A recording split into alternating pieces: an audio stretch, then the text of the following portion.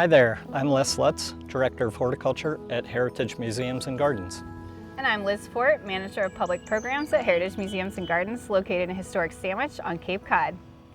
One of the things that makes Heritage so unique is our renowned collection of over 10,000 rhododendrons established by Charles Owen Dexter, which you're going to learn a bit about today.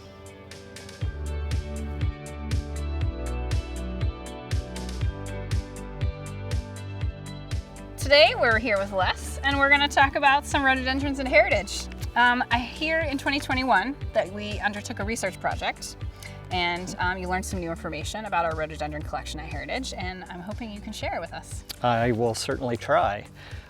We put together a grant and we hired somebody and they did a very detailed analysis and study of what Dexter did during his time here at Heritage.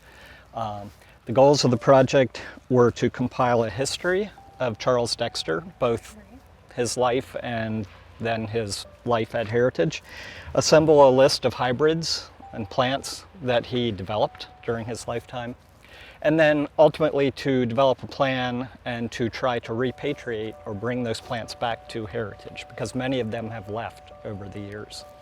Great, that's super interesting. And I hope our visitors out there are interested in that too. I know I'm really interested to hear what you thought was the most new, interesting fact from that research.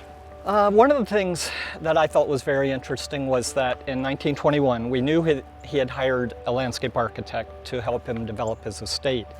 But as it turns out, apparently he didn't really let the architect design anything, but instead used that person, to find plants and to bring plants here, and ultimately did not really do a lot of design work for Mr. Dexter.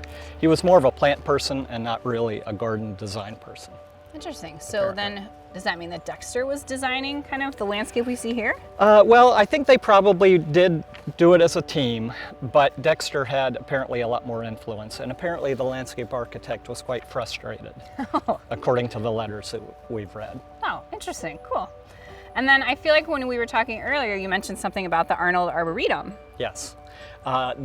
We knew there were some connections between Dexter and the Arnold Arboretum, which is in Boston. But apparently the connections were a lot deeper than we had realized. Oh, and I wow. thought that was pretty interesting. Neat.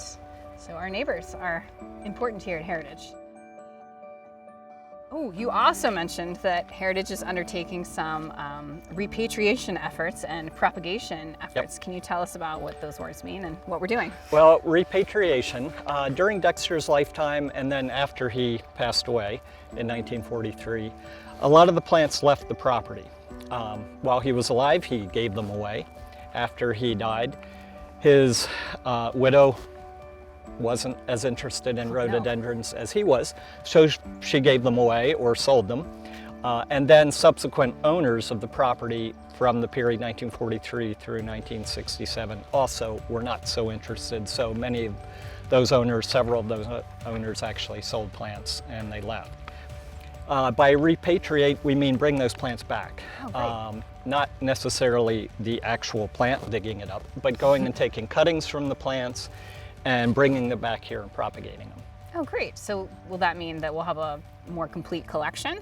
Our goal is to have everything that he developed during his lifetime that we can find. Okay. We know that there are plants that, of course, have died and there are no longer, but.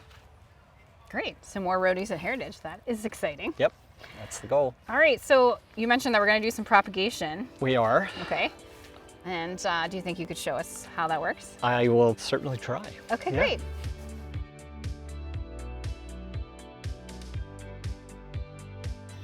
Thanks for joining Les and I to learn about our rhododendron collection at Heritage Museums and Gardens. To learn more, follow us on Facebook and Instagram and check out our website at heritagemuseums.org.